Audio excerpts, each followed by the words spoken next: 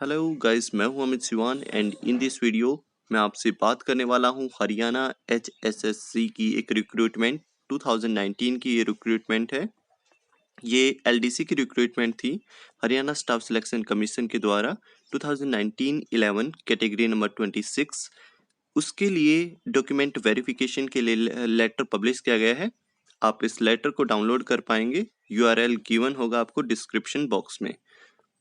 15th, 16th and 17th 15 मार्च, 16 मार्च और 17 मार्च को document verification होना है।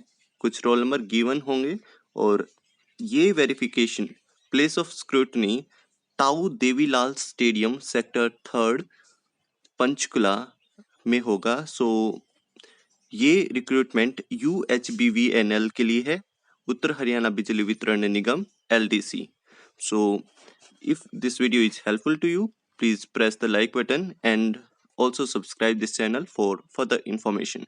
Thank you for giving your time to watch this video. Meet you in the next one.